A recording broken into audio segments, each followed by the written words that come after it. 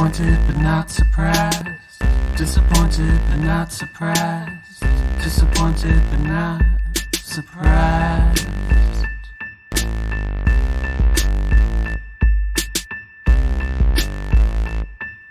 Hey guys, welcome back to another week of fuckery. We're your disappointed but not surprised co-host. I'm Addie. I'm Alex. So we have a kinky episode for you guys tonight. Woo! I'm excited. Kinky. Our friend Richie got into some shit back in the day with some BDSM, which then led him to meet a lot of dominatrixes, which then led him into a little fetish called financial domination. So basically, me and Alex want to start doing that to people and just having them pay for a lot of our shit. Yeah, like pay us, you ugly fuck. Exactly. And then they do it. I'm like Euphoria, where she just like bashed the shit out of him. Right. And was like, you fat fucking bald asshole. And yeah, he, like you have a little $50. tiny dick. I need to find a guy that is into financial domination, and I will just humiliate you for the rest of your life while you pay me. Well, remember we found PayPig or whatever? Yeah, PayPal Money Pig or something. Yeah, but he never paid us. And we just like, humiliated him. A little dick. We're like, you're ugly. Yeah, your face looks like a thumb, you fat fuck. and then we screenshotted his like photos and shit of his dick, and he would get pissed off at us. He was so mad. He would get so mad, so he never paid us. But like his name was PayPal Money Pig, and you send him feet photos, and then he was supposed to pay you, and I don't know. He never paid us. It was obviously a scam. And he looked like a thumb, and he was fucking hideous. So we're actually coming up on the holidays soon. Christmas, Hanukkah, New Year's Eve. Kwanzaa. So we want to wish everybody a happy holidays. And Alex just kind of threw a bomb on me. Literally. What's going to happen after the holidays. So Alex knows a lot more than me about like politics. Well, I just like follow like, all those conspiracy pages that might not be conspiracies. But like the deep state and the QAnon shit. Don't judge me. But they were saying no, how like fascinating. Yeah, like after Christmas, we're going to go into a lockdown again, not even because of COVID, but like martial law. And then we're going to go to war. It's going to be like World War III with like China, Iran, Russia, anyone who like tampered with the election. They're going to arrest all these like world leaders, media, whoever, like interfered in the election, and we're fucked. So they want us to stock up on like medicine, pet food for yourself, cash, like take your cash out. So anybody that's listening, I guess go get some toilet paper and some fucking baked beans and keep it in your cabinet. Yep. And Alex and I are just going to be bunkering down together watching horror movies. Yeah, with your gun. With my fucking shotgun named Frank. But like, guarantee my job just doesn't close. No, definitely not. We will never close. Like today, snowstorm. Nope, we're open. Hour delay. That's ridiculous. So if that happens, that's going to be a fucking shitstorm, but we hope everybody has a happy holiday. And if we die, we love you all. Thanks for listening. We love you all. Thanks for listening, except for you, Carrie, you fucking twat, giving us 2 stars. All right, guys, so we're calling in Richie because it is a snowstorm today. The traffic's bad. The roads are kind of closed. So we're going to dial him in. So if it's a little audio malfunction, just deal with it. But it's COVID, so everybody's doing audio right now. So anyway, here goes Richie. Hey, Richie. Hey, what's up? How are you? I'm doing well. How are you guys? Good. How'd you manage in the snowstorm today? I mean, I'm my own boss, so I just kind of have the freedom to kind of stay home and tell everybody to work from home. And we had the pandemic a few months ago, so everybody's kind of set up at home anyway, so it wasn't that difficult. So I just haven't left my house. I DoorDashed everything that I ate today, and that's about it. Nice. Okay, so Richie, well, I know we're going to talk about financial domination. I don't know a lot about this. I'm so excited to hear all about it, but I want to start from day one, like where this fetish started, what led you into it, the gateway of the financial domination shit. All right, there's a definite progression, and it kind of goes back because, so here's the thing.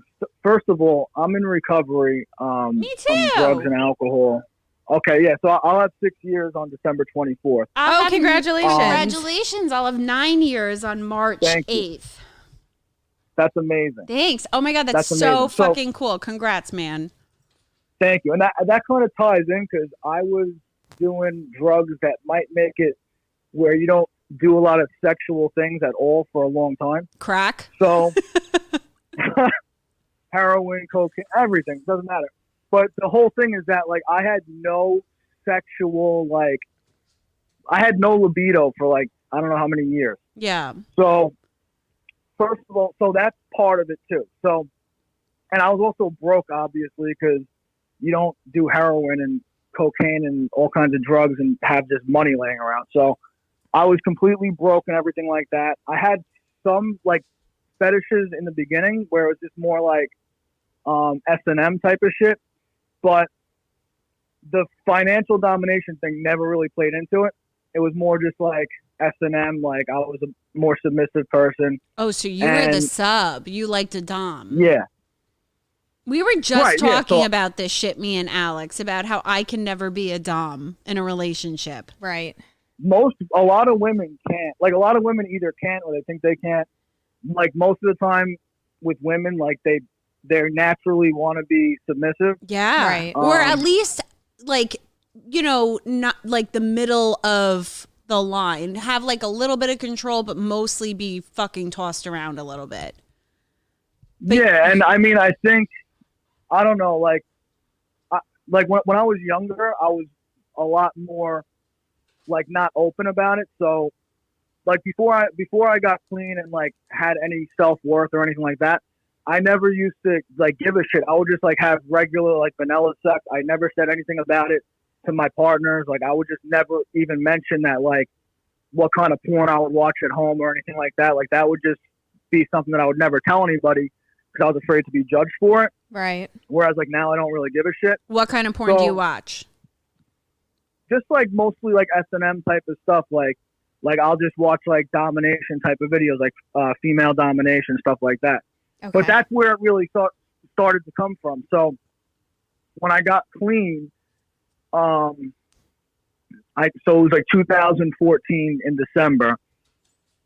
I was broke. I was probably for the first time having a libido again. I was like getting into porn again. And then like I started like stumbling upon things because you could like go down rabbit holes watching porn where yeah. it's like, Mm-hmm. where it's like you're watching one thing and then the related video like looks like something cool.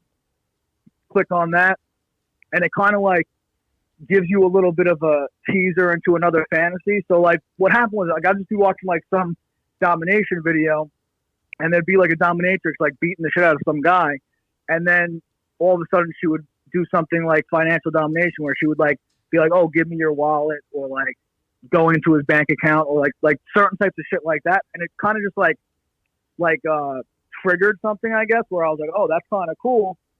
So I started like looking into more videos like that. So that's basically like where it probably began a little bit.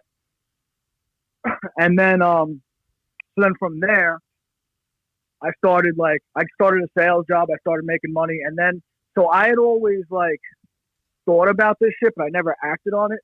So this is where it gets like, where I started exploring my fetishes a little bit. Ooh. Because I started making money. I moved out of my mother's house and I got my apartment. And then I was like, fuck it. Like I was dating some girl who never knew that I had any fetishes or anything. So I was so like scared to get judged. So I would just like on the low, like find like girls on Instagram or whatever. And I'd be like, yo, come to my apartment and beat the shit out of me and I'll give you $200 or whatever. And then from there, I slowly started exploring more shit. I was like, oh, like look at this like financial domination video, like do this to me. Like that's how I really started exploring that type of shit. Did you find, so you just found doms on Instagram, or it was like just random hoes, like random chicks? No, I probably found some professionals, but I always like finding girls that aren't into it, that aren't like doing it for a living, like convincing them to do it. I feel like Alex and I will totally step on your dick for $200 a pop. Yep.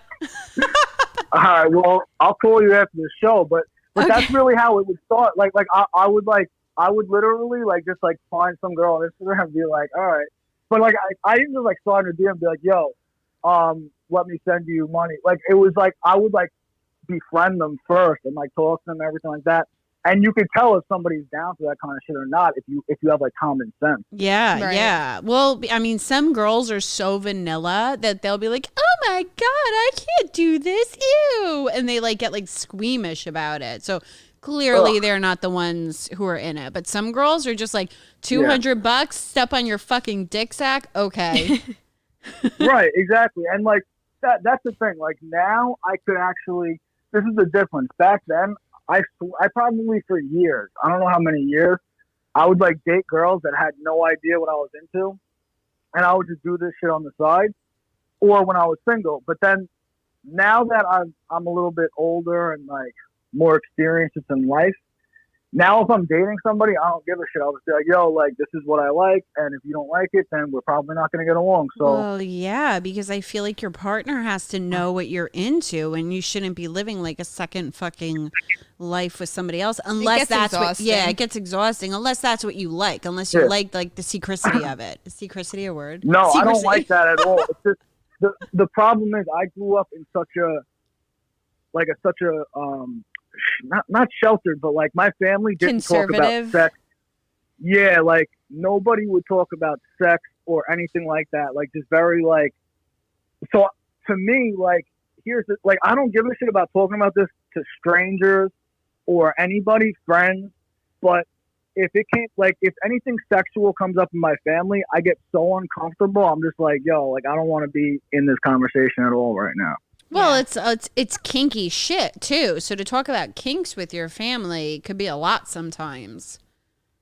Yeah, but no, even like if I'm watching, let's say I'm at my mom's house Sex scene or on like TV. anybody. Exactly. If there's a sex scene on TV, I'm just like, I can't even look at the TV. I'm like, this is embarrassing. Gotta go. La la la la. Yeah, like I'll take my phone out and start. I don't know, like just like it makes me so uncomfortable.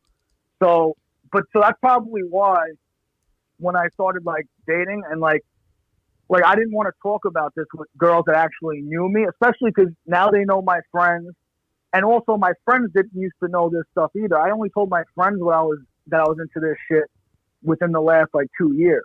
So I was afraid, like, if I break up with this girl, now she's gonna go tell my friends that I like this weird shit. Right. And I thought it was weird too. So I didn't have enough self-confidence in myself. Like now that I guess I grew up a little bit, and I'm like, now I am who the fuck I am, and if you don't like it, then I don't need you around me. Right. So now I don't really give a shit. So tell us about your first encounter. It was just some random girl on Instagram. I want to hear details about the first time that you were like, you know what, I'm gonna go through with this. All right, so I'm pretty sure the first one was like probably like the day after I moved into my apartment. Okay. Wasting And no I time. I couldn't- know, wasting no Yeah, I time, couldn't Richie. wait. So I was in Ronkonkoma, and I guess all right. So this girl came from, I don't know if I even want to say what town she was from, but she was in Nassau County. Okay. Okay. And so I don't know. I had been talking to her for a little bit, and I was like, listen. So I guess I don't know how the whole conversation happened, but I was like, yeah, come to my apartment. So she was like, all right. And this is a weird thing. So she's like, all right, I'll get on the train, and you can pick me up at the Ronkonkoma train station. So I was like thinking to myself, this girl's a little bit nuts, because if I was her, I wouldn't come meet me at a train station around Ronkonkoma.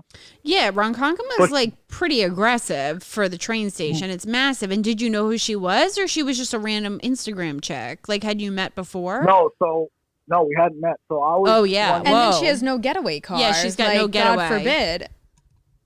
Correct. So what she did, I'm pretty sure I was 24. This is in 2015, and I'm 29. Yeah, so I was 24, and she's like, all right. She's like, I'll come, but send me a picture of your driver's license.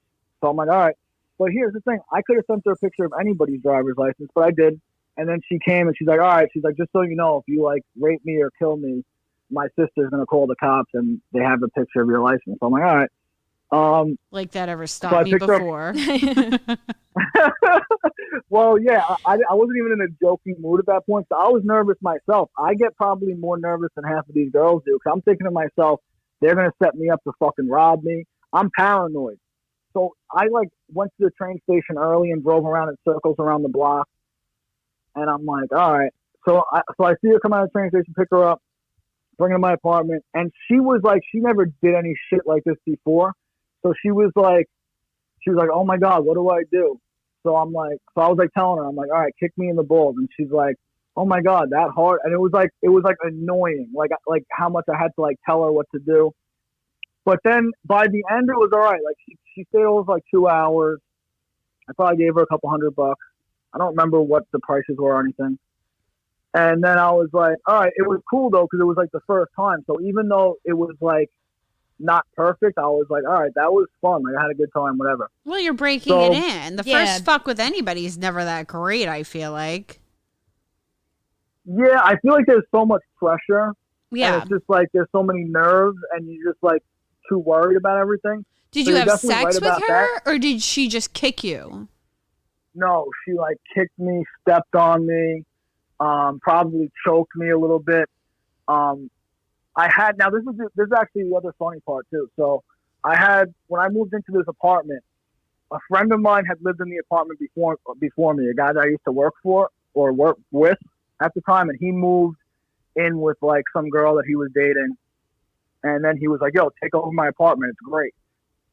So I'm like, "All right, cool." So I get there the day I move in, and just because he was like a dick, he put all these like sex toys all over the apartment. Like he had like, whips, chains, handcuffs, dildos, all kinds of stuff. Just because, and he like called me. He's like, "Oh yeah, when you move in, I left some paper towels and like housewarming gifts for you." And I walk in and there's like dildos and fucking anal lube and all this shit. I would have kept So I'm that like, because whatever. it's fucking expensive and now you have free toys.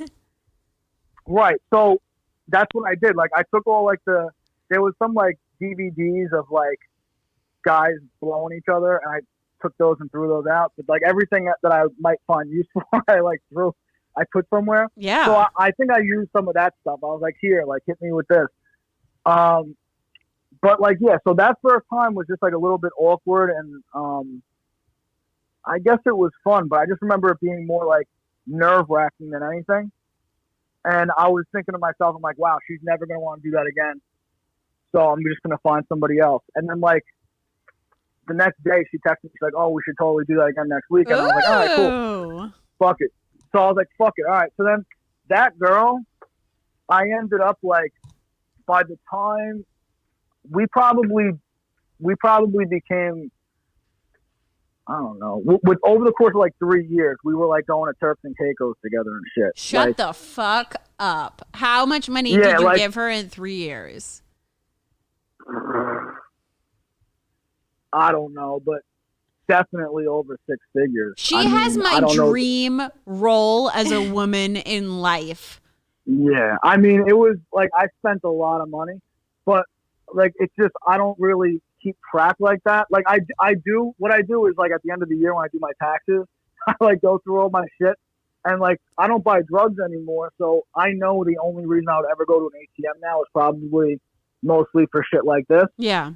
And I like add up like all like that and like Cash App and all those bullshit things.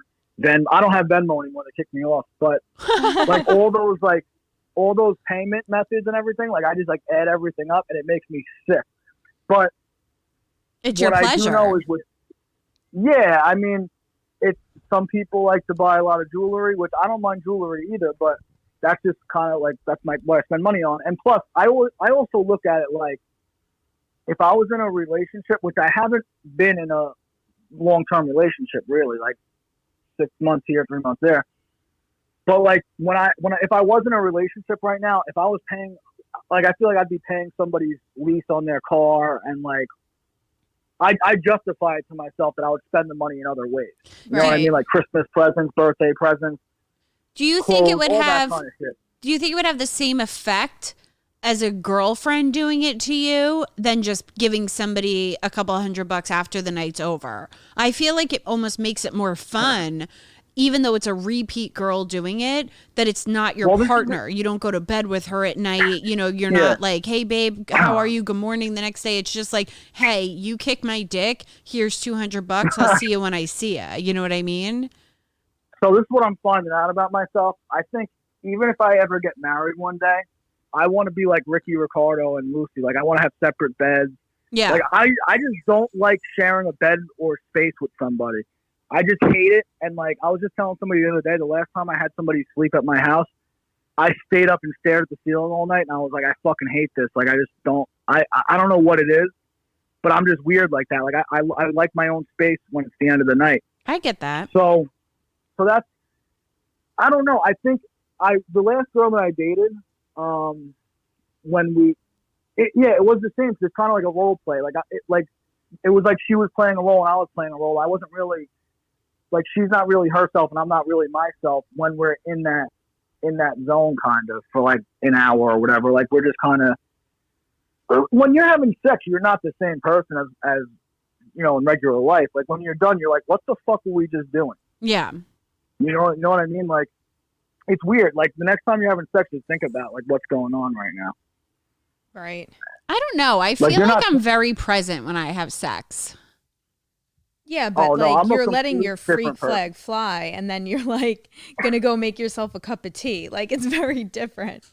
I don't know. I guess I don't know. I just the last girl I was dating, like we would like do these kind of things, but then like we would be watching Creep on Netflix after, and like it was like nothing happened. Yeah, like, right. Like I guess I don't know. Like it's just, I've done it a lot more not with girls I'm in a relationship. I've only done stuff like this with like 2 or 3 girls that I actually was dating. So I guess because you know what it is? Like I haven't really found somebody that I've been with long term that's like into it and good at it. And like, so I guess I don't really know the answer to it yet. And maybe I won't be doing this with somebody I'm in a relationship with. Maybe I'll be like, you guys watch that show Billions? Yeah.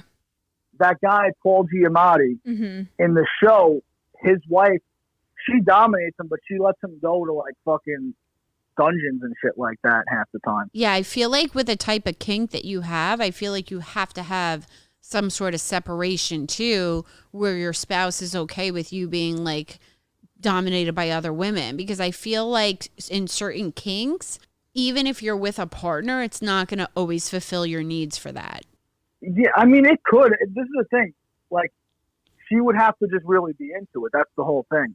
Not that she would have to really, really, like, that would have to be her kink, but she would just have to, like, get into character and do it for me. And here's the thing with me, too. Like, this is the other part of the, I don't know, the other side of the coin. I'm just looking for a phrase that fits here. But for me, like, I would care less. Like, if I was in a relationship with somebody and she fulfilled all my needs and shit like that, and she still needed to go get fucked by another guy, I really wouldn't care. Are you open? You're into open relationships? I've never done it, but I'm just saying, like, if I was with somebody that I liked and I liked spending time with, which I don't like spending time with a lot of people, so good luck. But, like, if I found somebody I liked spending time with and we were, like, getting along and the relationship was good and she was, like, fulfilling all of my needs with, you know, sexual and everything else, and then she was like, listen, like I need like their sex outside of this, I'd be like, yeah, like go do what you got to do. Like, I don't give a shit. Would you allow another like man into the bedroom with you and her, or no? I wouldn't like that. No, I wouldn't like that. I mean, I don't know, maybe, but I don't think I would like that. I think it would weird me out. Like seeing Like, it I don't physically. Yeah, I don't want to see it. I don't want to really know about it, but like, I would be like, yeah, like you could go do that. I don't care. Like, that's fine. Yeah. So tell me about the BDSM in the beginning when you just started like navigating your way through this. Yeah, I guess. Did you get tied Just up like- and flogged and shit, like that kind of sub?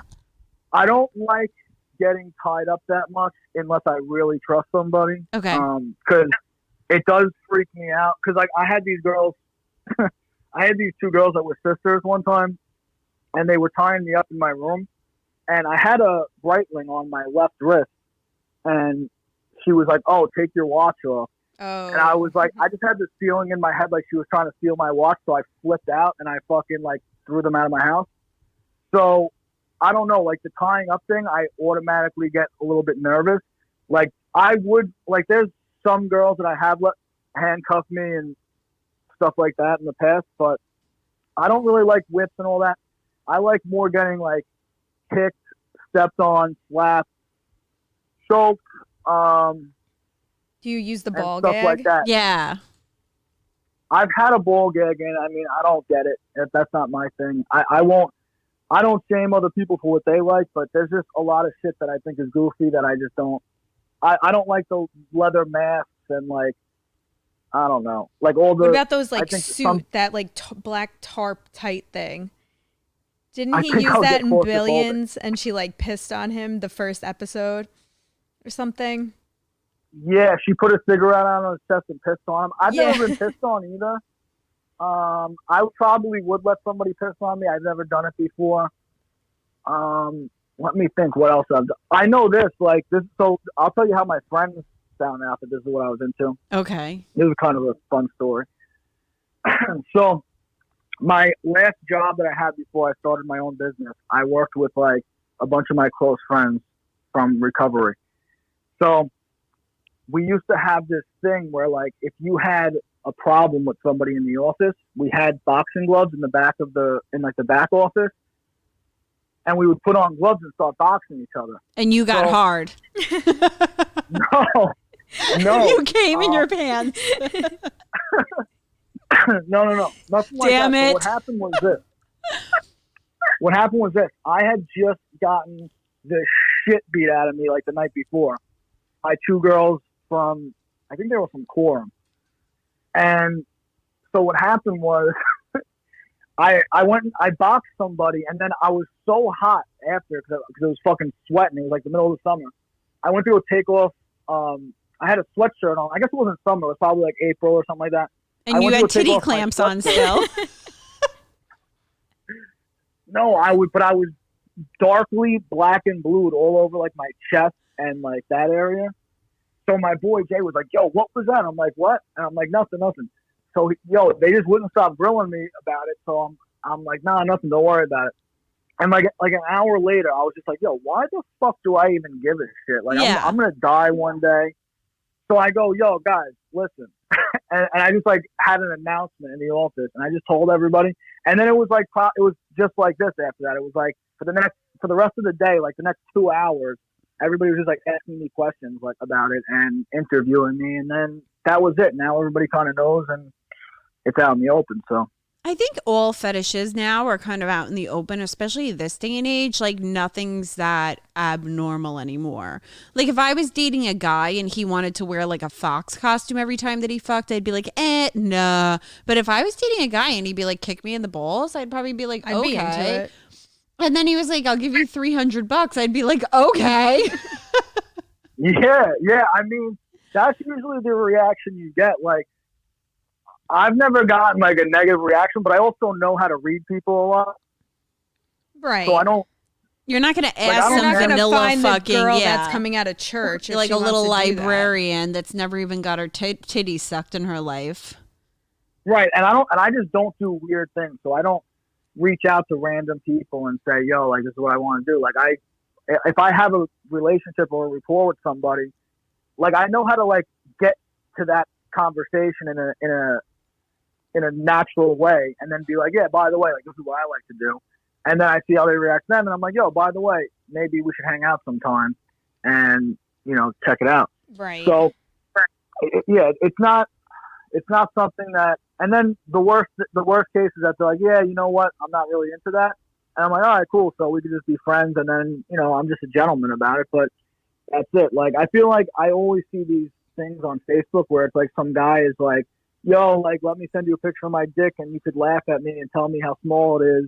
And then the girl's like, "Nah, thanks, but I don't really want to do that." And they're like, "Well, fuck you. You're a fucking cunt." And it's like I just don't get that. Like there's so many women in the world. Like can't you just first of all learn how to have a conversation first, and then be like, "Yeah, like I want to be humiliated, so you can tell me how small my dick is."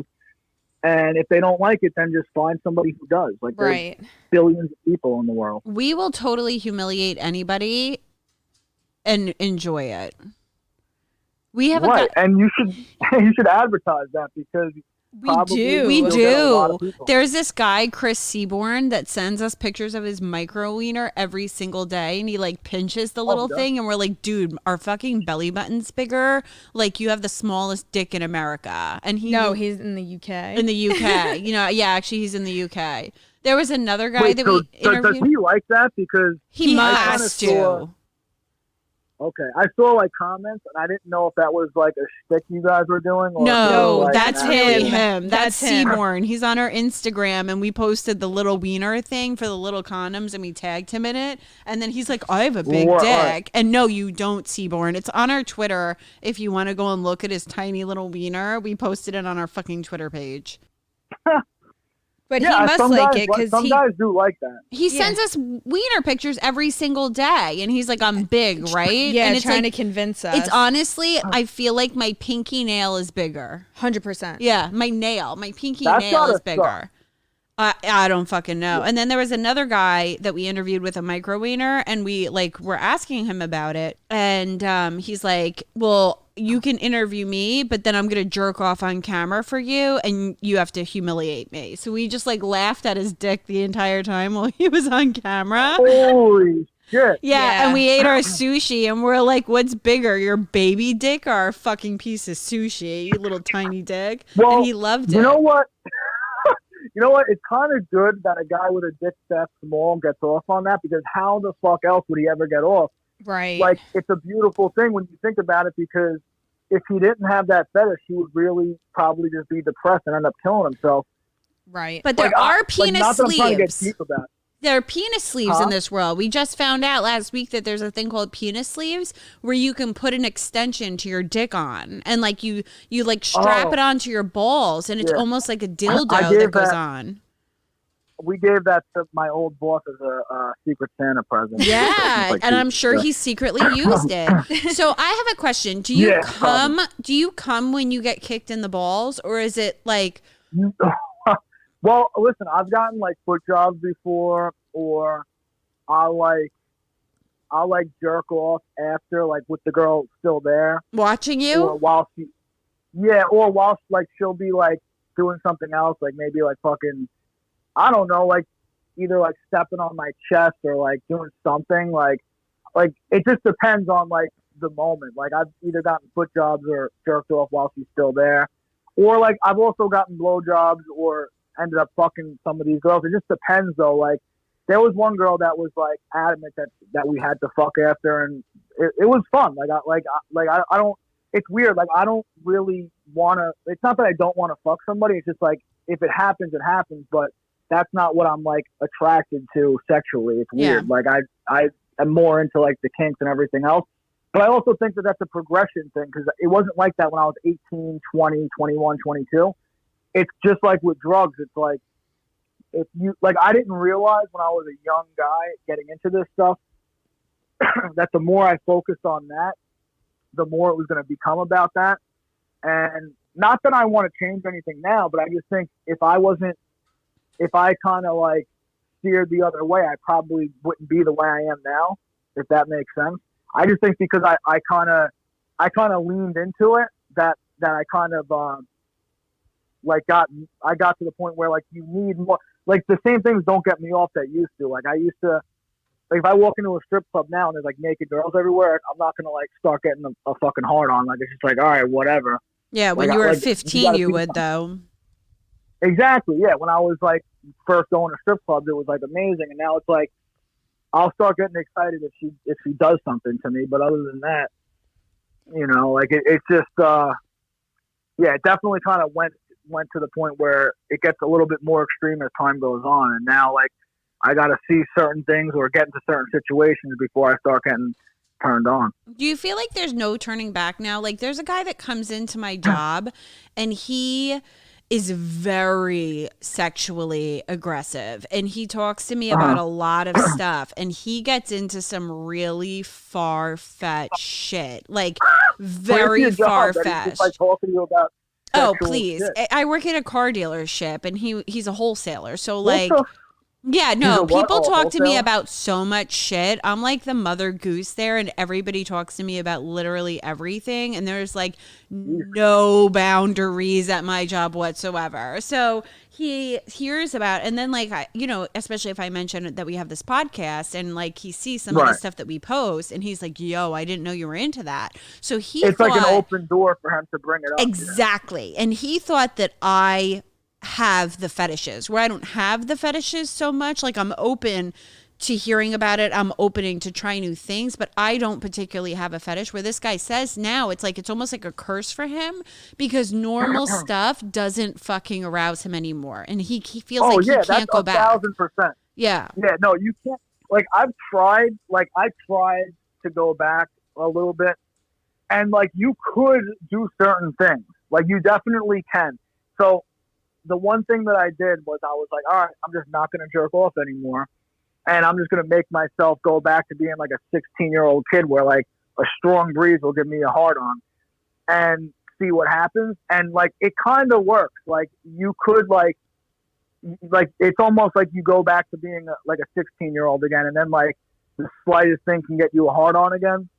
And then you could maybe try to, go down another path. But it's like, if you're in recovery, then you know the same thing with like alcohol or drugs. Yeah, you're going to go When back. you do pick up, you pick back. You don't pick up where you left off. You pick up where you would have been if you never stopped. Yeah. So it's the same thing. I've done it several times. Like I actually stopped for like at one point. Like I know at one point in 2016, I was like 40 something days, and without getting that kicked in the dick. without touching my dick. I mean, unless I took a piss. But, like I didn't. Yeah, like I was like literally celibate, and like no masturbation, no porn, nothing for like 47 days. And I didn't tell her at the time. I didn't tell everybody why I was doing that, but I would like walk into work every day and cross it off my calendar.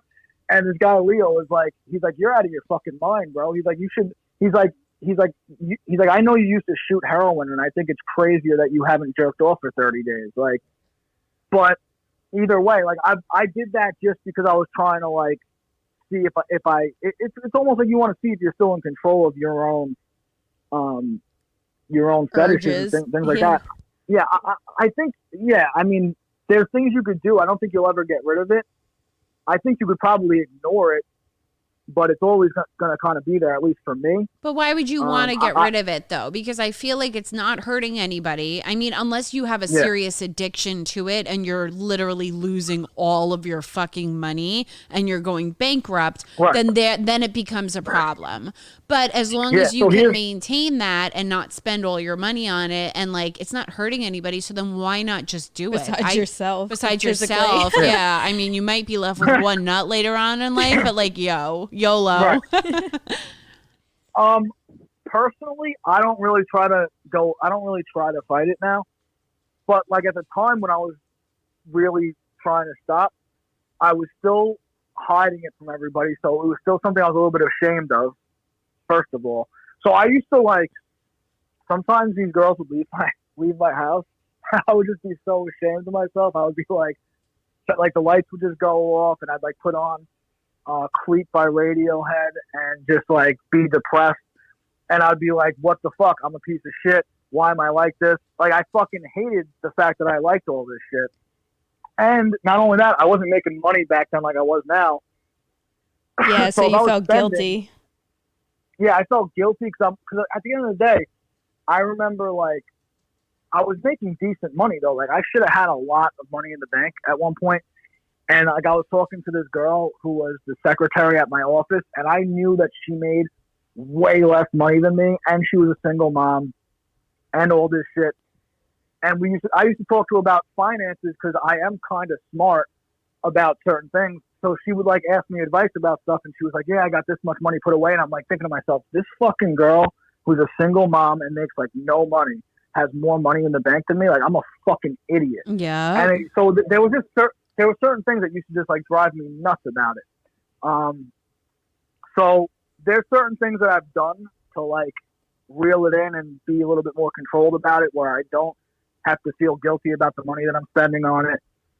And I also have to justify to myself I literally like put it in my budget so that I know like, all right, I'm gonna spend this much money every month, and it's not gonna bother me because that's money that would otherwise be spent on something else, you know.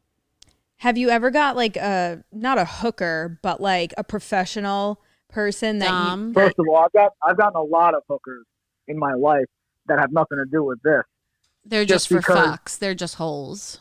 Yeah, you could say that. I think they're nice ladies and they have their own issues. They make great casseroles. I mean, that's another thing I always justified too. Like I used to like tell myself like, you know what? Maybe they really needed the money and like now they're like doing better and I helped them somehow. That's a good justification. I don't know. I would just justify it because I used to do before I thought I had a drug problem and I was like just doing coke and Xanax for fun all the time. Like we used to go. I just had friends where we would go to these places where they have prostitutes around all the time, and we would play games with them. Like we would be like, oh, like we have $120 and there's 8 guys, so pick which one you want to fuck. Where would you go? Where you like had a plethora of prostitutes? There's places I don't want to get them shut down, but there's places you could go. There's several. But yeah, I don't want to get anybody in trouble, but like we knew where to go. So we'd go there all fucked up.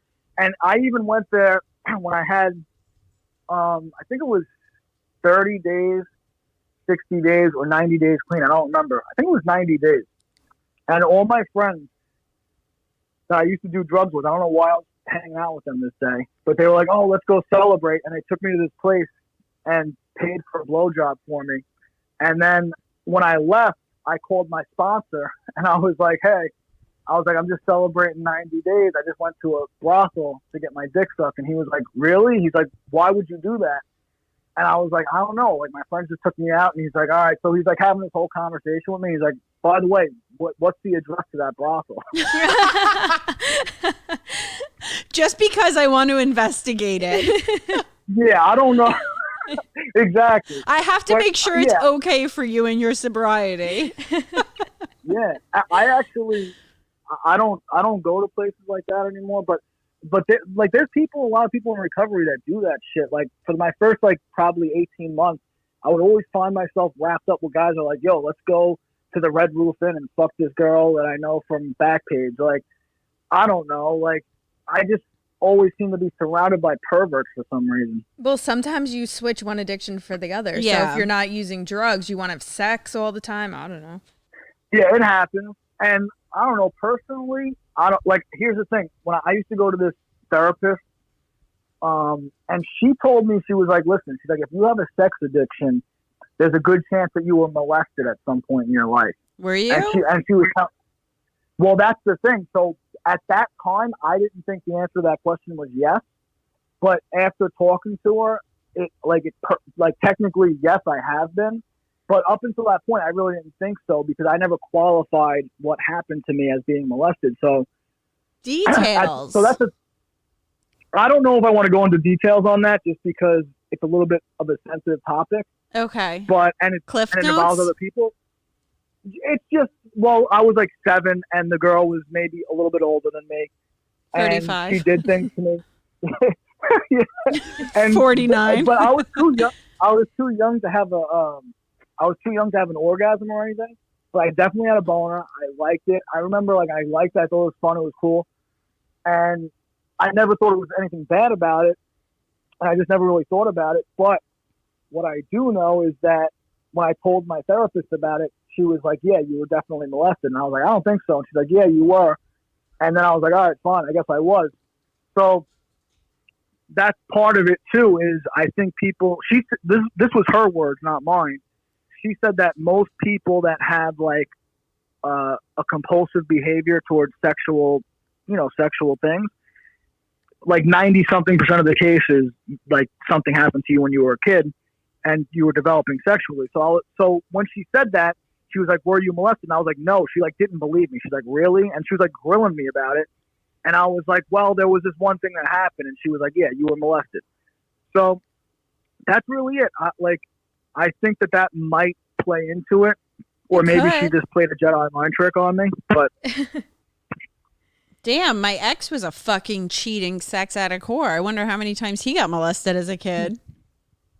he probably did. But here's the thing about it too. That doesn't even mean that somebody else has to put up with it. It means that you got to do work on yourself. So, Yeah. you know what I mean? Like in my situation, like I try to get to the bottom of this shit, and I just try to work on my own personal, attitudes and behavior.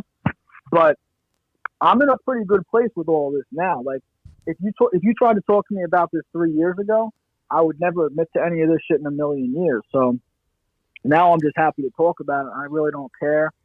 And It's really nothing to be ashamed No, about. not at all. People, this is like not. This is like vanilla compared to half of the shit that we've heard. Not Yeah, and here's vanilla, the but thing like it's not as crazy as a lot of the people that we that like want to be human babies and wear diapers. Yeah, people wear Yeah. diapers and piss themselves and get their bop fed to them. Yeah, that's weird. I'll definitely. That's No. weird. It's because their mommy breastfed them till they were like 15 years old, and then now they're like adult baby syndrome. That's probably why it is. No, it is. There's this guy I know whose friend's mom breastfed him until he was like 15 or 16, and it was like a very What hush the hush. fuck? Yup. It was very hush hush. And then like now he has like adult baby syndrome, and he needs his like wife to feed him his bop every single night. Oh my That God. guy's mother should go to prison. Yeah. Yeah. That's not even funny. We can't- tried to get him on the crazy. podcast. I'm still trying. Yeah, I mean, I don't know. I like the great thing about it is that once you kind of embrace this shit, then you can actually enjoy it. Because I was saying before, like years ago, I would be ashamed of it. I'd try to stop, and like it was just like I don't know, like it would cause a lot of stress in my life. That like now it's just like all right, it's just part of who I am, and I like it, and it's cool. And now I'm on a podcast talking about it, and yeah, it's pretty. It's just normal now. You know what I mean? Yeah, it Yeah, should I be. don't think it's a bad thing It's at not all. a bad thing. I want to hear about your most craziest night that you've had with this, if there's one that sticks out to you. I mean, I could tell you. I don't know if I even want to say how much I've spent in a night, but it was a lot. Why I'll don't just- you I don't call know, me and Alex over? We could talk about it. I just don't want to say on the air because I don't know. Then the IRS will be like. You "Yo, don't what have to the say how fuck?" much you've spent, but I want to hear like a play-by-play of what happened. All right, I can tell you a couple of things, but one thing I think that stands out, and I almost kind of mentioned it before, was like the Turks and Caicos trip, because that was probably, I would say that weekend I probably spent the most if you add everything up. Well, yeah, you're on But this is vacay. what- You bought the flight for her, Yeah. I'm sure. You bought the food. Oh, you bought the God. hotel, the villa, I bought whatever. more than one flight. So here's what happened. So the girl that I used to see all the time moved to California, Okay. right? So I was like seeing other girls, and this time was a little bit crazy. I was spending a lot of money because the problem is when you don't have like one girl that you're seeing all the time, then you start developing a roster where it's like you got 4 or 5 different girls you could hit up, and like what happens is like when you want to see these girls sometimes you'll text one of them that you really want to see and she's not answering quick enough, then you text like 3 more of them, and then like one of them gets back to you and comes over, and then as soon as the other one leaves, then all the other ones hit you up and start booking appointments. So it's like shit starts getting expensive, Yeah. and then they start hitting you up when they need money or whatever. So then even when you're not in the mood, then you start getting in the mood because they're like hitting you up, like sending pictures and shit, trying to turn you on so you'll fucking Do make an nudes appointment with them turn you later in life. on? Does that stuff turn you Nudes? on? Yeah, do nudes. If they send you like a nude, does that If get it- you going? It could. It depends on what she's doing. Like, but like if it's just a plain nude, probably maybe not. It depends what she looks like too. I don't know.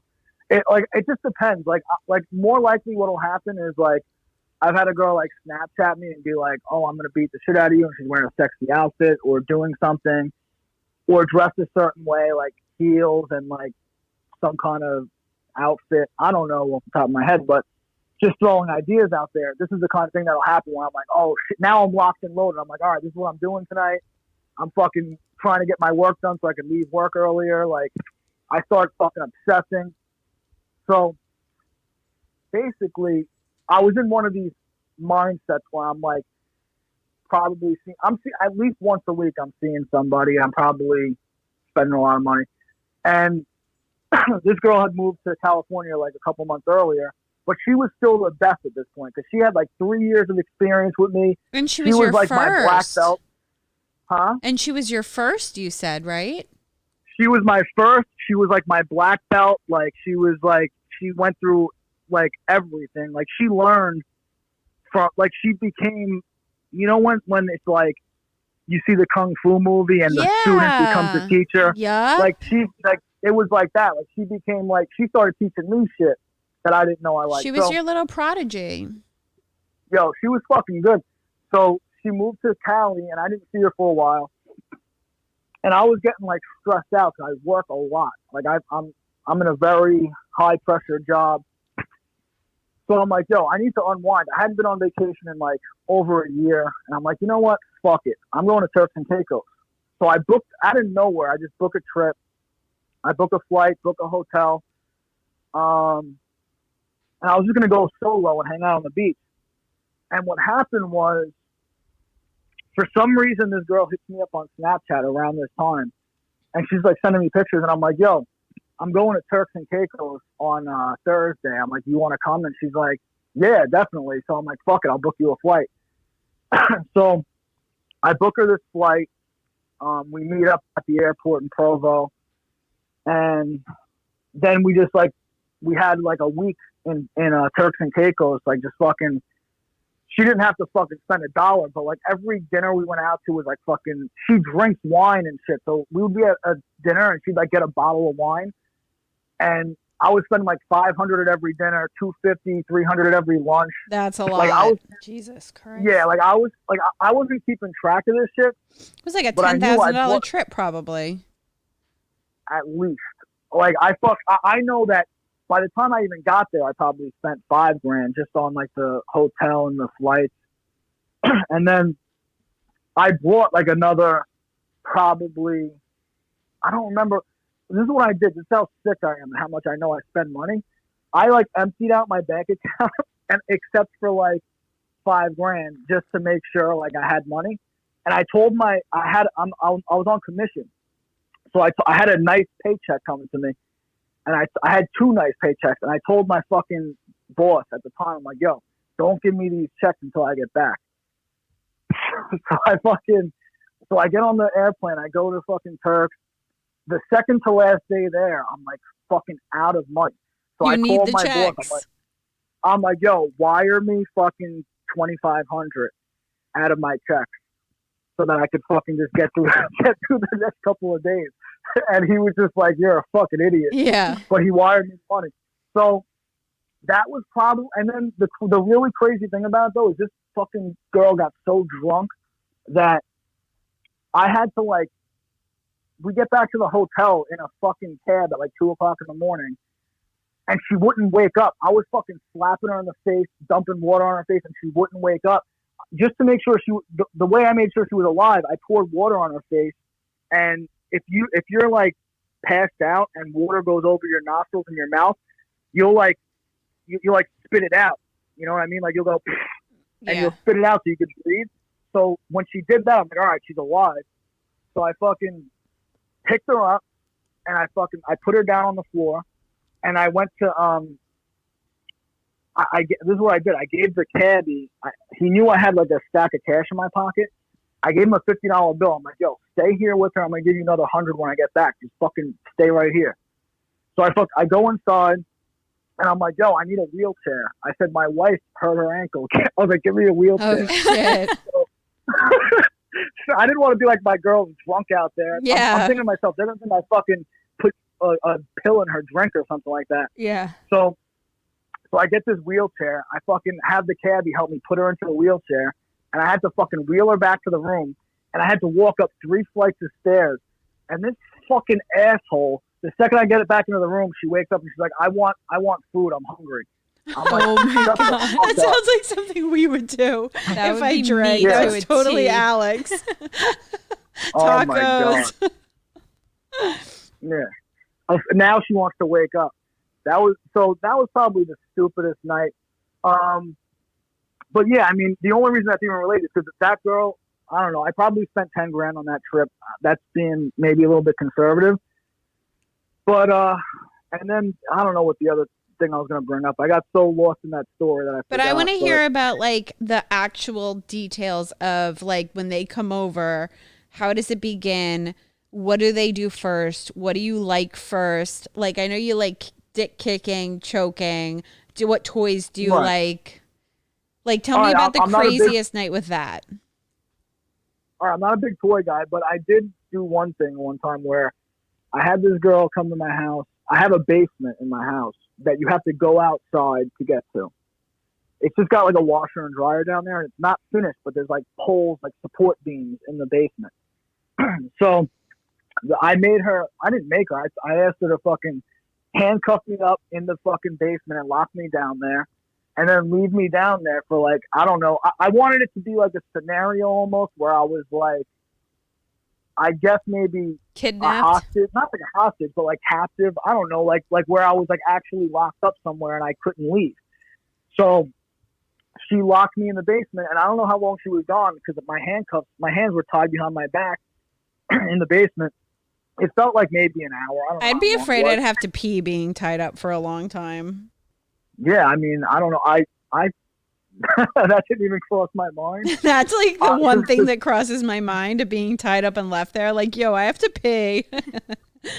Well, you know, I'm actually surprised because, like, I do get anxiety about certain things, but I guess when you're horny, you don't really get anxious. Yeah, I don't know. I haven't proven that, but I think that's probably a thing. So, like, I had no way of like telling her, like, unless I probably started screaming at the top of my lungs. But, like, it was cool because I could hear her walking around my house. Like, I don't know. I think she went to the bathroom and, like, I heard her turn on the TV. And I was just, like, down there, like, tied up for however long.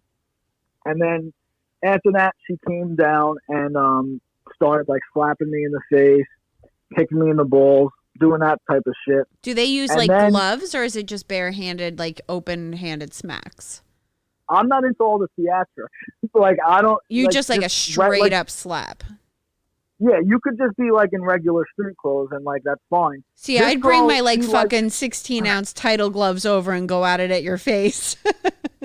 That would be cool too. I wouldn't be opposed to that either. But like, bitch.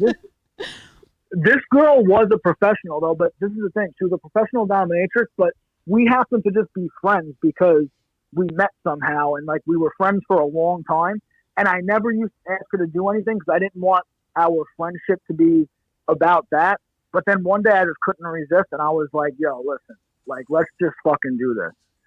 So yeah, so she was dressed up in like leather and fucking really high heels. I was gonna ask, do you prefer the girls to be wearing stilettos or you don't care? I do like that, but then like after a while they probably need to come off only because like you can only let somebody step all over you in stilettos for so long before it's just too much. Yeah. And also just like, I don't know, I kind of like feet too, but like it's not like the main attraction. I'm just like, I kind of like feet a little bit. So like I'll notice nice feet if a girl has nice feet. So yeah, so probably yes and no, but it'll probably start off with heels and then go to barefoot or in socks or something like that. Do you like them to wear outfits or just street clothes is okay? Do you prefer them to be in like leather outfits? I could definitely get into an outfit, especially if there's like a role play behind it. Yeah. Like if we planned it out and it was like, all right, you're going to act like you're my secretary and I'm the owner of the company and you're going to embezzle money out of the company. That would be like a role play where you probably have to be dressed up like you're in an office attire. I'd be into that. You know I would totally be into that. I'll embezzle all your money, Richie. See, like that would and be leave you in the basement, bruised and gasping for air. 100%. Right, and like something like that, or like you know, you work at my company, and all right, so I'm like the owner of a company, and you're an employee. But I said something sexually inappropriate, so now you're going to blackmail me and you're going to tell my wife unless I fucking give you a bonus or something. I don't know. I'm just spitballing here. These aren't things that I planned out or that I've done before. But yeah, like I guess yeah. The short answer is yeah. Outfits could work, but like I don't need them. Like there's one girl that every time she comes, she's like, "What should I wear?" I'm like, I don't care. Like you're probably not going to be wearing a lot by the time you leave. Like just like fucking shorts and fucking I don't know, a skirt, maybe heels. I'm not that into like what the outfits are. It's more about just like what's going on in the moment. Did you But ever? yeah, I mean, I've had like candle wax, hot candle wax poured on me. Ooh. Yeah, and that's a fucking mess. I'll never do that in my own house again. Hotels 'cause that only, cleanup- outdoors. Yeah, like there's certain things that you just learn that like you don't do in your own house. I'm thinking about when I buy a new house, I might keep the house that I have now and just use it as like a giant dungeon. Oh, Okay. that's pretty cool. And you can rent it out. Right. Yeah, that's what I was kind of thinking about doing. Yeah, for like people with your fetish. Like it'll be like a red room fetish that you can rent Right. for the I night. could I could divide my house into like 1, 2, 3, probably 4 or 5 different scenarios or different types of rooms. Put a fucking St. Andrew's cross somewhere in here. But yeah, they're like I don't know. I'm trying to think if there's anything else like really. I think I've kind of given. I've had my fucking head, fucking my face stomped on. Do you get like just black trying to and think. blues, bloody lips, bloody noses, shit like that? I haven't had a bloody nose yet. I haven't had. I've had a fat lip, I think, one time, but like it's not really. I think most girls are a little bit careful when it comes to like the face and shit like that. Yeah. Um, Do you like your But, yeah, nipples like, being squeezed, like nipple clamps and I shit like hate that? that. You do. I fucking hate nipple play. Okay. I had this girl. I had the girl that was like a professional dominatrix, the one that handcuffed me in the basement and did all that shit. She had a thing about always fucking going after my nipples, and I hated it. I was like, yo. At one point, I was like, yo, and here's the other thing too. I don't like girls touching my like ass or like trying to eat my ass, and I've had girls try to do that before. I just thought about that. That's one of my like hard limits. I do not like the way it feels when somebody touches my ass. Some Yeah, guys so- love it, and some guys do not let you near it, and they have a panic attack when you even put a fucking what tip happened of to a me. pinky in. Yeah, that's what happened to me. Like I had a girl that was like really wanted to like eat my ass, and first she was blowing me, and then while she was down there, she's like, "Oh, like I want to eat your ass." I was like, "No, don't do it." And then she tried to, and I like ran away. I like started flailing Like, around. "Ah!" No, like I was flailing around my bed like a fool, and I got away. And then she was like, all right, fine, I'll just blow you." And I was like, I didn't trust her enough to even let her blow me anymore because I was afraid she was going to go near my ass. So I just wouldn't let her. I went in the bathroom and jerked off. Do you have like a safe word if it gets too violent? Yeah. I have safe. It depends. It always kind of changes. You usually go over that when you're with a girl, but now I have one that I stick to. Artichoke. What's your safe word? Well, now I talked to a professional about this, and I found out this is the way you really do it. You use the red light, yellow light, and green light system. So as long as everything's good, it's a green light. But if it starts getting close to where you can not really handle it, but it's still like right there, you go yellow light. So that means like keep doing what you're doing, but don't go too much further than what you're doing. Okay. And then if it's like, if you have to stop, red light. So that's really the way I do it now. I just stick to that. But I used to just like pick something random. So if a girl was at my house, she's like, all right, what safe word are we using? I'd look around, I'd see like an apple on the kitchen table, I'd be like, apple. Okay. Do you ever put like one of those vice things on your dick or your balls? Oh, yeah, What is like that a called? chastity thing for your dick. Oh, I would. I haven't done that. I thought about that. I really thought about it. I think it would be cool, but the problem is with that, like, I would almost have to do that with somebody I'm in a relationship with, because if I ever really wanted to take it off, like, I need you to be around to be like, yo, like, this needs to come off right now. Yeah. But also, like, at the same time, if I just had a spare key, I would just take it off whenever I really want to. So it would probably have to be somebody I'm in a pretty, I don't have to be in a relationship, but if we're like, let's say I had a dom that I was always with, for a long enough period of time, and she was local enough, I'd be like, yeah, like we could do that. But I haven't been in the right situation with the right person to explore that yet, I guess. That's big in the micro wiener community or the cucks. Like the cuck will be in the corner with the belt on while the bull is fucking their wives. I've seen that, but with financial domination, the way that is like you keep that shit on all week so that you just get super horny, and then how do you pee pee?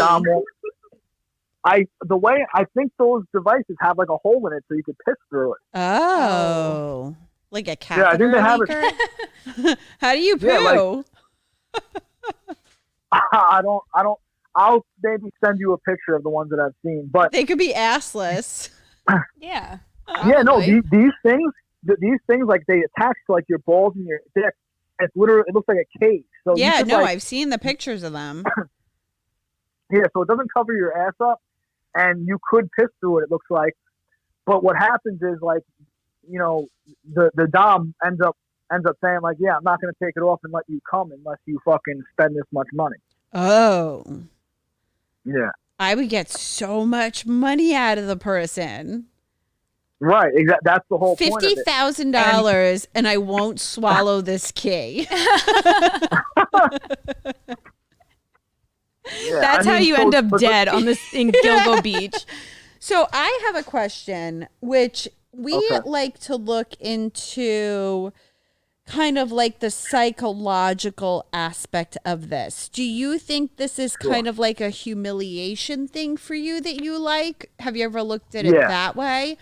So you like the humiliation of it? Yeah, it's partially the humiliation, and it's also the control. It's like the control thing, because for a man, like a lot of times, your power or control in a relationship is usually partially the financial part. Yep.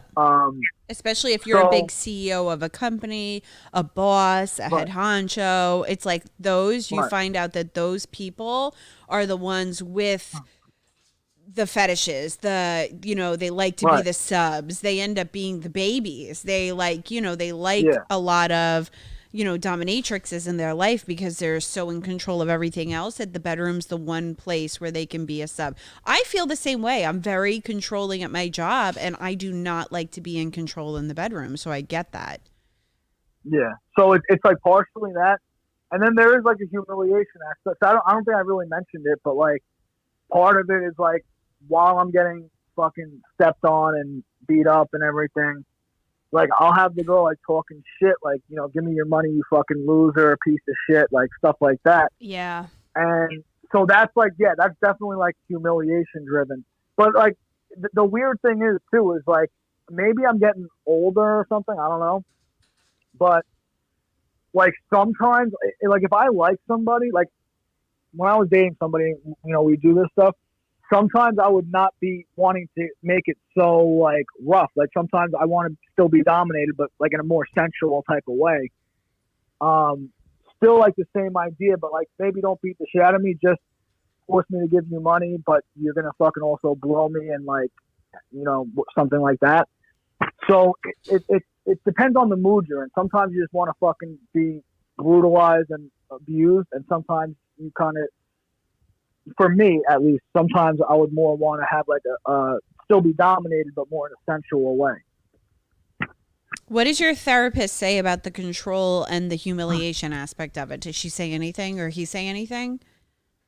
Well, I think so. Here's the crazy thing: my everything in my life is like a little bit hard to believe. Not everything, but like certain things. So around this time, I was having a breakthrough with this therapist, and my fucking ex-girlfriend started showing up at that office. Like right after you? Right, exactly. Oh, and I just, fuck no. I would have been like, sorry, new therapist. Well, that's what happened. So, but now this is why it's even weirder too. So that therapist knew that she was my ex, and like, and here's the thing: me and that ex hadn't probably talked in like 6 months or something like that. So one day I walk out and like me and my therapist were starting to get somewhere with everything. And we didn't even really touch the iceberg on like the actual sexual fetishes or anything like that. I was just telling her, I was just starting to like loosen up and tell her like, yeah, like I kind of feel like I have a sex addiction, but I didn't really get into the details of it yet. So we're getting into this stuff and I walk out, I see my ex-girlfriend sitting there with her new boyfriend. And I'm like I didn't even say anything. I just was like, I just walked to my car and I was like, did I just really fucking see that? And then like I'm sitting there in my car and the new boyfriend comes out and starts talking to me. Ew. Yeah, like he starts talking to me, right? And I'm like he literally waved me down. I just remember I was driving. He like flagged me down. So I roll my window down. I'm like, what's up? He's like, oh, because this guy is in the fucking 12-step meetings that I go to. And he's like, so you know the boyfriend like, from AA?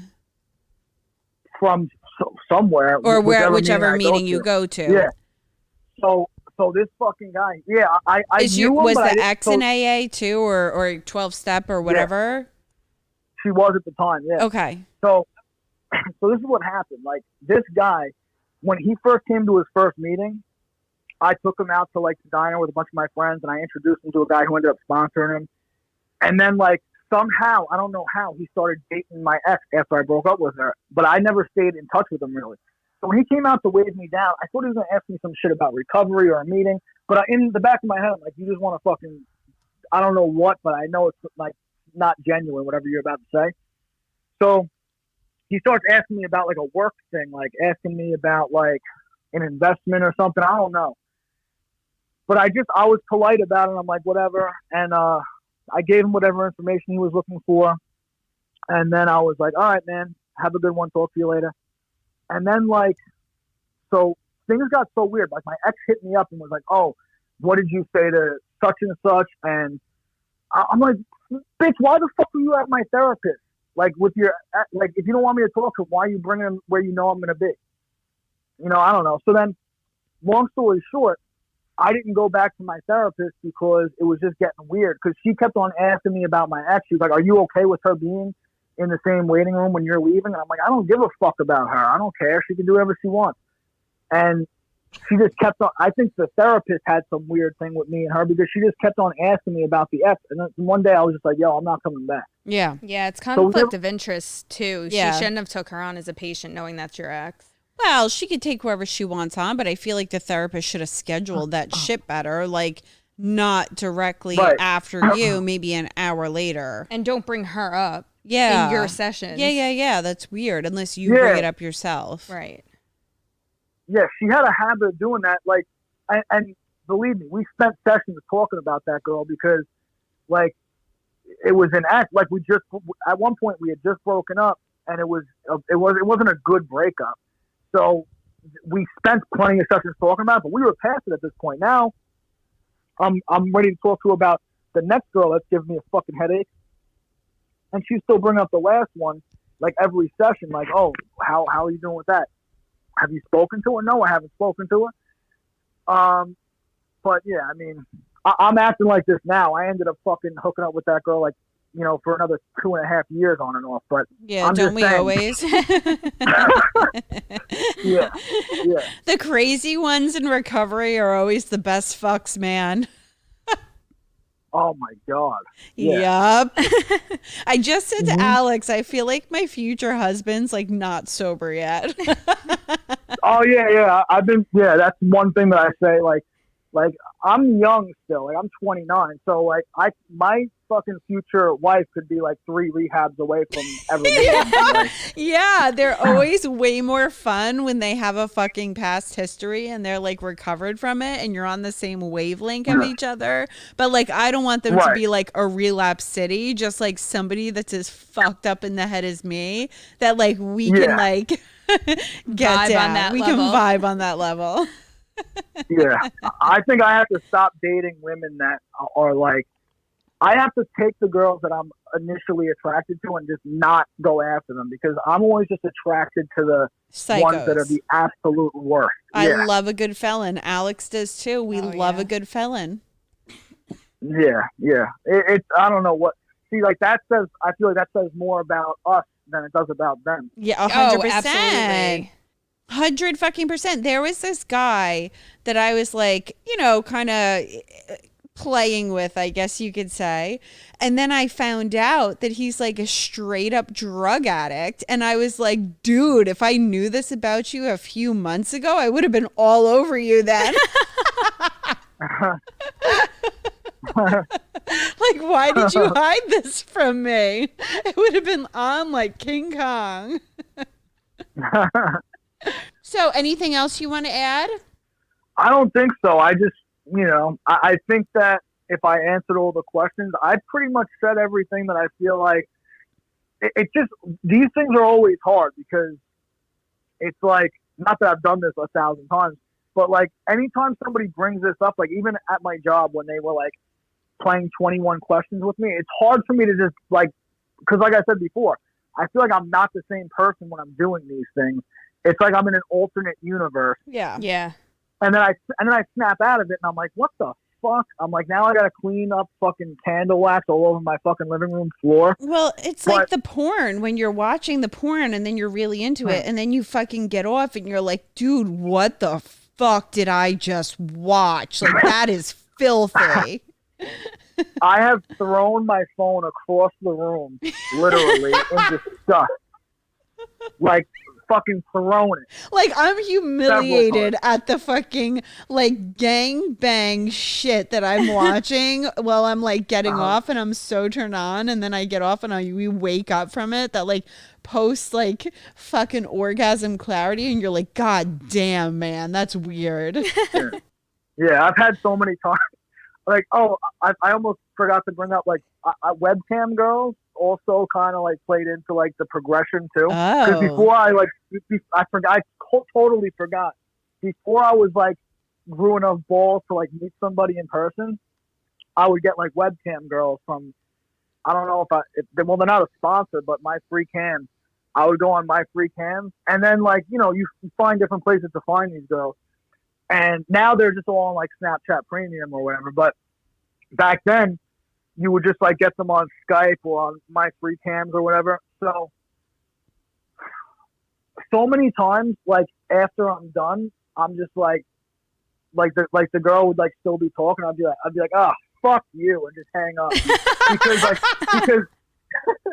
because she's still like saying like humiliating shit, and now I'm like normal again, and I'm like, oh, fuck you, and just hang up on her. As they're like, fuck you, little man, you piece of shit. Like after the post nut clarity. Yeah, I'm like, fuck you and your whole Romanian village, bitch.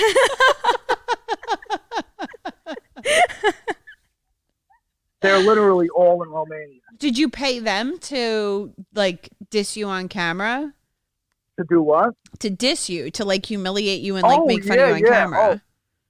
Oh, fuck yeah. Listen, to them, that's the craziest thing about it. Like, to them, I think there's this one girl that actually like, we like talk on WhatsApp now all the time. But she was telling me in Romania, it's crazy. I think she said, like, I think it was $300 or $400 a month is all of her monthly bills, like American dollars. Whoa. So, I don't remember if it was 400 or 600. Maybe it was 800. She's probably whatever it was, loaded like from you.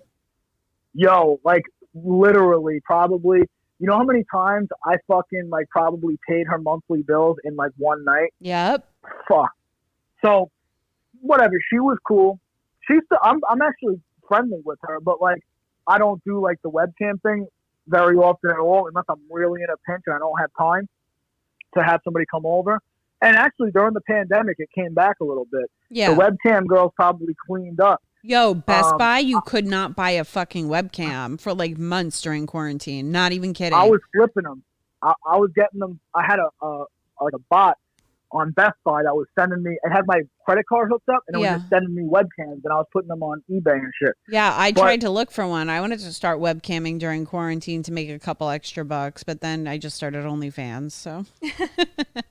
Yeah, I mean, OnlyFans is cool. I don't like there's a lot of girls that I've known from over the years and like, oh, buy my OnlyFans, and it's like I'll never log into that shit. Yeah, But a lot because of that's people not do. like active. That's not like a live video for you. That's just like it's Yeah. almost like a page for everybody.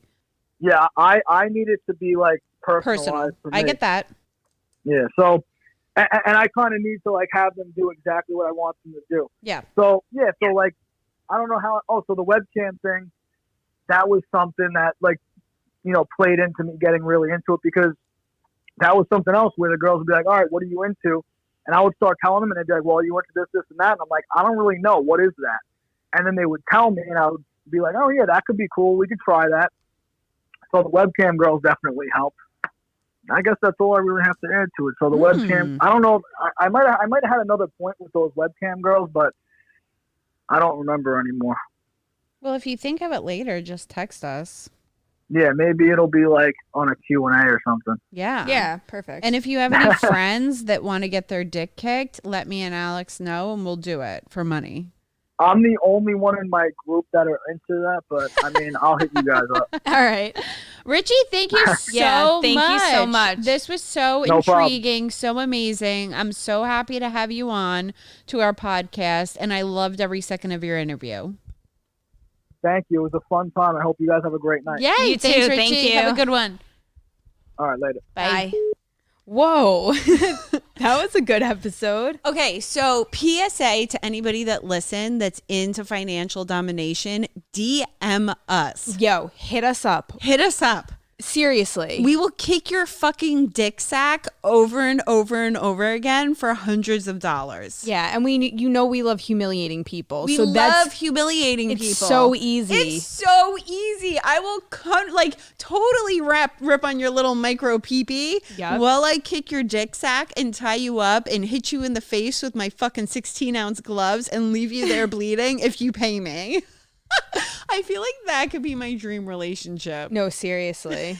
So DM us, Disappointed But Not Surprised on Instagram. You can find us on Facebook, Disappointed But Not Surprised Pod, or you can find us on Twitter.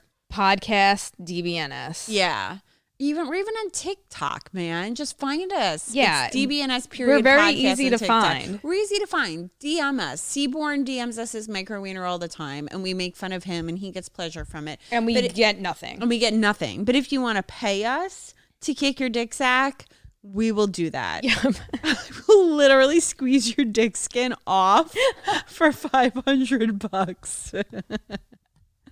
We turn into like American Psycho, like electrocuting the person with the car jumper.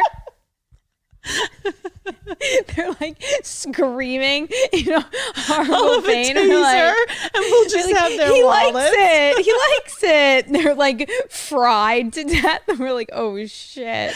I'll make sure they pay me first. And then we'll run and leave them in the basement. And then call the back page's number as their last left number that they called, Yep. so that it'll lead the trail to somebody else.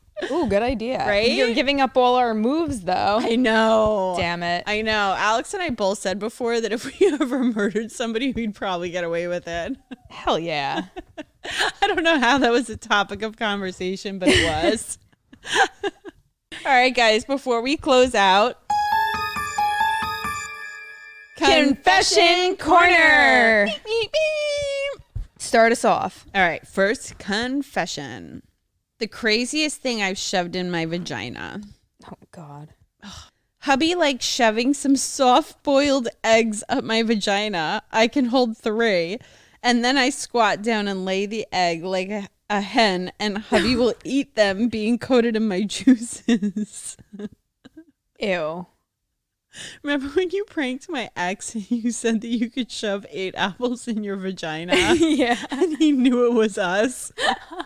Well, who the fuck else says shit like that? We just wanted to see if he was alive because he's a drug addict. He wasn't an ex. He was like a pseudo ex. And Alex pranked him and said that she could shove 8 apples in her vagina. After many other things. And he knew it was us. Nobody else fucking talks Nobody like that. else talks like that. I mean, honestly, it was a dead giveaway when we said we could queef on command and shove shit up in our vagina. But like, that's a little much to shove. And she knows how many soft-boiled eggs she can fit up there. Go for 4. Go for 4. Let us know if you could do 4 next time. Yeah. Alex said she could shove 8 apples in her vagina, and they were the Granny Smith ones. And then we found a fucking video on Pornhub of a girl sending apples, shoving apples in her vagina, and we sent him the picture. And he didn't think it was funny. Yeah, he didn't find it funny, but we did. Surprise, surprise. Which kind of leads us into our next confession. No, not really. This is fucked up. I fingered my mom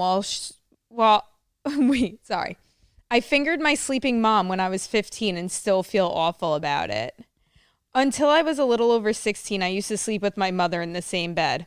Red flag number 1. Yeah, red flag. Adult baby syndrome. Yes. As a teenager, I was very addicted to porn and very horny. Sometimes when my mother was passed out drunk, I used to touch her bottom, and once I even kissed it. Ew. But one night, this has to be made up.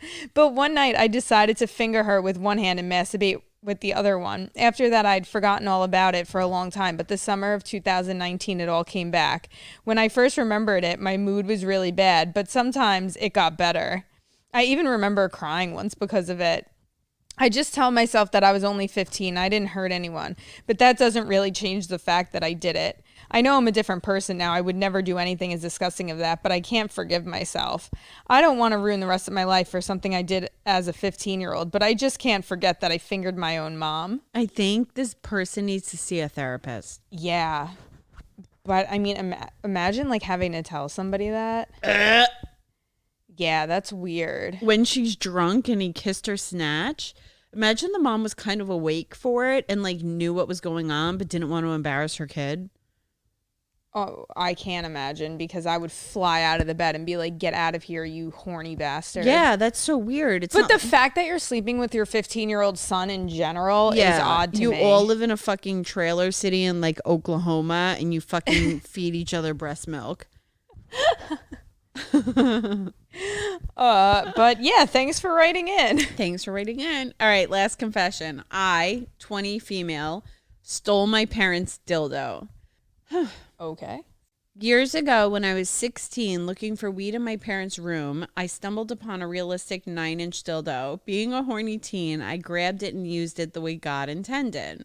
How else would you use it? A vase. I guess. This went on for a year before I met my significant other. Only a few days ago, after an unfortunate coincidence, I walked in on my parents in bed with my dad having the dildo I rode all the way shoved up. I never told them I saw and ran away as quickly as possible. I will never be the same. I learned my dad's into pegging the worst way possible. Whoa. How does the parents not hear her walk in on them? I don't know. Unless you're so into it and you're screaming in ecstasy. I don't know. I would hear the door creak open, I would think. Maybe they were like jamming out to Barry Manilow as they were doing it. Side note. Oh, God. Side note. No, this is amazing. So my manicurist is seeing this guy who can only come while Richard Marx is playing in the background. Yeah. Like what? Like he loves 80s music and he loves Richard Marx. I could think of better 80s music to get down to than that. Loves Richard Marx. He can only come to Richard Marx playing in the background. I'm like, run for your fucking life. Yeah, that's not a good sign. I don't know. I'd rather have my man be like, listen, I need you to kick me in the dick a few times. Oh, absolutely. Than be like, babe, I need Richard Marx playing in the background. I would not be able to get off with that was playing I'd be in the background. so dry. You'd have to like fucking wet my vagina with the tears coming out of my face because like that scenario would not work for me. No, absolutely not. Although I made one of my exes play the Korn album. That Korn album would be good to like hate fuck somebody. Yeah, we were too. butt fucking one night. And okay. I made him play the whole Got the Life album from Korn, whatever it was, with that album in the background for like hours on end. We repeated it. But like, yo, Richard Marx is not okay. No. Run for the hills. Run for the fucking hills. All right, guys, that concludes another episode of Fuckery.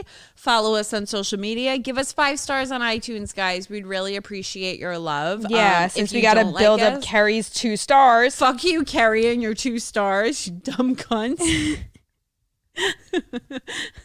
And my shrieking voice. Yeah, so anyway, guys, have a happy holiday. Hopefully the next time, well, this is probably our last episode of 2020. No, we'll do another one. We'll do another one before the new year. Yeah, we'll do another one before the new year. Everybody stay safe, stay healthy. And hopefully China doesn't nuke us. Yeah, hopefully China doesn't nuke us and we won't be in lockdown on our next episode. Brr! Brr!